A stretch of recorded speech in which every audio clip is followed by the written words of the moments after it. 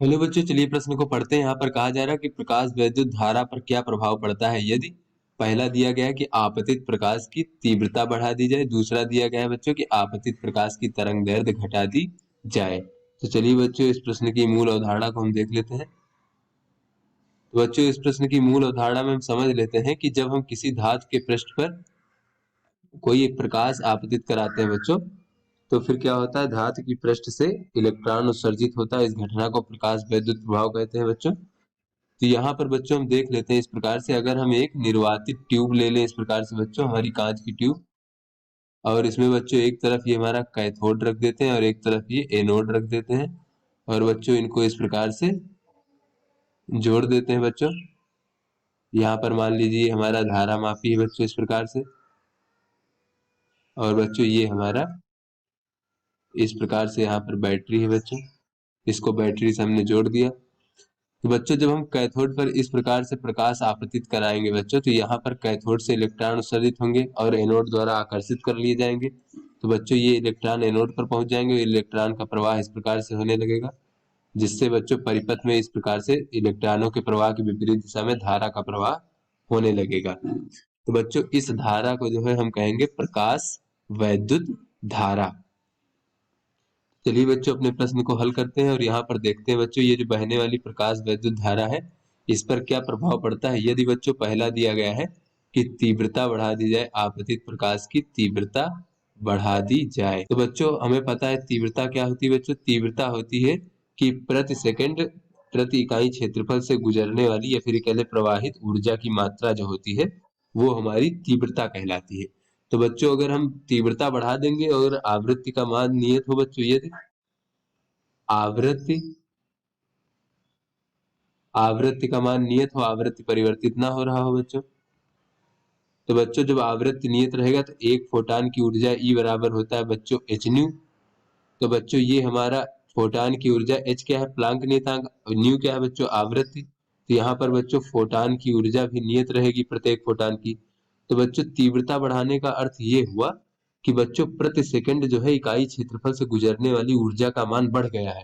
तो बच्चों एक फोटान की ऊर्जा जो है वो तो नियत थी, तो ऊर्जा का मान किस प्रकार से बढ़ जाता है कि अब फोटानों की संख्या जो है बढ़ गया है, यानी प्रति सेकंड जो है आपतित होने वाले फोटानों की संख्या बढ़ गया है। तो यहाँ से बच्चों हम कह सकते हैं कि तीव्रता यदि बढ़ा दी जाएगी तो चूंकि बच्चों आवृत्ति नियत है इसलिए फोटानों की ऊर्जा नियत है। तो बच्चों फोटान की जब ऊर्जा नियत है तो तीव्रता बढ़ाने का अर्थ ये हुआ कि प्रति सेकंड जो प्रवाहित ऊर्जा है या फिर आपतित ऊर्जा है उसका मान बढ़ गया है। तो ऊर्जा किस प्रकार से बढ़ सकती है, तो यहाँ पर बच्चों हम कह सकते हैं कि अतः प्रति सेकंड जो आपतित फोटानों की संख्या बढ़ गई है इसलिए ऊर्जा बढ़ गई है। तो प्रति सेकंड कैथोड पर आपतित फोटानों की संख्या बढ़ जाएगी अगर हम तीव्रता बढ़ा देंगे बच्चों, तो बढ़ जाएगी यदि बच्चों हम आवृत्ति का मान नियत रखें तो बच्चों जब फोटानों की संख्या बढ़ जाएगी तो हमें पता है एक फोटान एक इलेक्ट्रॉन को उत्सर्जित कराता है। तो अतः बच्चों उत्सर्जित इलेक्ट्रॉनों को की संख्या बढ़ जाएगी, परिणाम स्वरूप उत्सर्जित इलेक्ट्रॉनों की संख्या बढ़ जाएगी बच्चों। जब इलेक्ट्रॉनों की संख्या बढ़ जाएगी बच्चों तो एनोड पर पहुंचने वाले इलेक्ट्रॉनों की संख्या बढ़ जाएगी प्रति सेकंड, और जब अधिक इलेक्ट्रॉन प्रवाहित होंगे तो प्रकाश वैद्युत धारा का मान भी बढ़ जाएगा बच्चों, इलेक्ट्रॉनों की संख्या बढ़ जाएगी। तो इस प्रकार से बच्चों हम देखें यहाँ पर अगर ग्राफ देखें दोनों के बीच में, तो बच्चों ये इधर अगर हम तीव्रता रख लें बच्चों और इधर बच्चों हम प्रकाश वैद्युत धारा रख लें, प्रकाश वैद्युत धारा,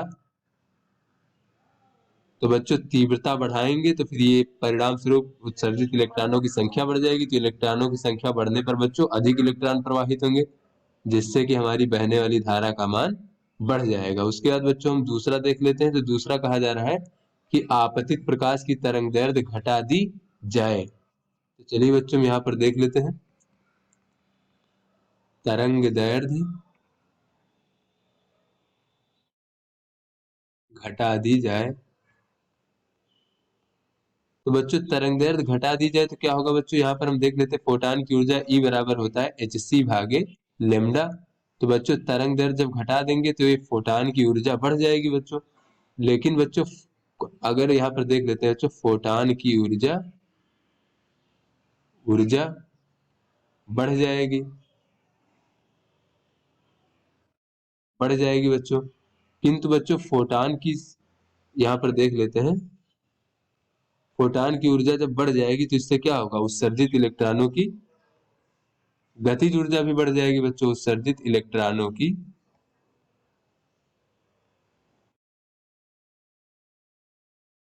गतिज ऊर्जा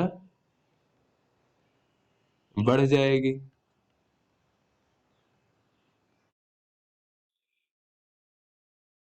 तो बच्चों जब गतिज ऊर्जा बढ़ जाएगी तो फिर बच्चों वहां पर इलेक्ट्रॉनों की गतिज ऊर्जा बढ़ जाएगी। किंतु बच्चों जो प्रकाश वैद्युत धारा होती है, या फिर कह ले संतृप्त प्रकाश वैद्युत धारा, जो बच्चों अधिकतम संभव है किसी आवृत्ति पर बच्चों इस प्रकार से, किंतु जो प्रकाश वैद्युत धारा है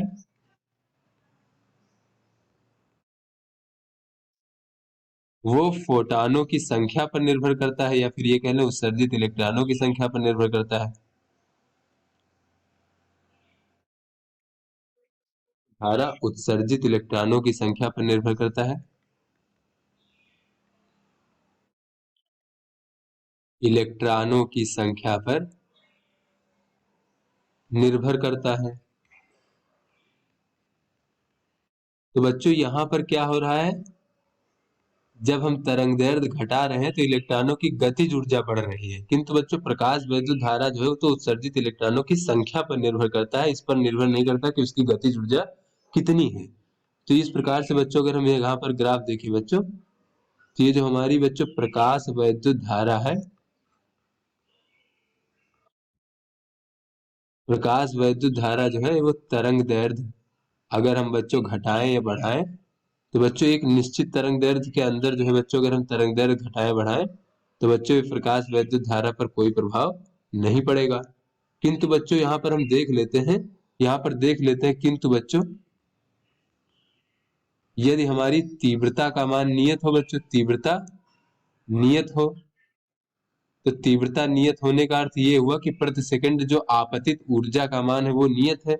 किंतु बच्चों जब हम तरंग दैर्ध्य घटा देंगे तो हमारे एक फोटान की ऊर्जा बढ़ जाएगी। यहाँ पर देख लेते हैं, फोटानों की ऊर्जा बढ़ जाएगी, फोटानों की ऊर्जा बढ़ जाएगी तरंग दैर्ध्य घटाने पर बच्चों। और बच्चों अगर हमारी तीव्रता नियत है, यानी प्रति सेकंड आपतित जो ऊर्जा है वो नियत है बच्चों, तो बच्चों अगर एक फोटान की ऊर्जा बढ़ गई है और कुल ऊर्जा का मान नियत है, तो यहाँ से बच्चों हम कह सकते हैं कि अतः फोटानों की संख्या जो है वो घट जाएगी, फोटानों की संख्या घट जाएगी। तो बच्चों जब फोटानों की संख्या घट जाएगी तो क्या होगा, उत्सर्जित इलेक्ट्रॉनों की संख्या भी घट जाएगी, क्योंकि एक फोटान एक इलेक्ट्रॉन को उत्सर्जित करता है, तो उत्सर्जित इलेक्ट्रॉनों की संख्या भी घट जाएगी। जब बच्चों कुल इलेक्ट्रॉनों की संख्या घट जाएगी बच्चों, तो क्या होगा, प्रकाश वैद्युत धारा का मान भी घट जाएगा बच्चों, प्रकाश वैद्युत धारा का मान घट जाएगा। तो इस प्रकार से बच्चों अगर हम यहाँ पर ग्राफ की सहायता से देखें बच्चों, तो एक अधिकतम जो तरंग दैर्ध्य देहली तरंग दैर्ध्य होता है उससे अधिक होने पर बच्चों इलेक्ट्रॉन उत्सर्जित नहीं होता और धारा प्रवाहित नहीं होती है। किंतु बच्चों अब उसके नीचे अगर हम घटाते हैं बच्चों, तो क्या होगा, घटाने के साथ साथ बच्चों ये हमारा धारा का मान जो है, प्रकाश वैद्युत धारा का मान घटेगा, क्योंकि उत्सर्जित इलेक्ट्रॉनों की संख्या घटेगी। इस प्रकार से बच्चों, लेकिन बच्चों ये तभी होगा जब हमारी आवृत्ति नियत हो इस प्रकार से। और ये जो स्थिति हमने देखी थी बच्चों, यहाँ पर आवृत्ति हमारी नियत नहीं थी इस प्रकार से। तो आशा करते हैं बच्चों ये आपको समझ में आ गया होगा। धन्यवाद।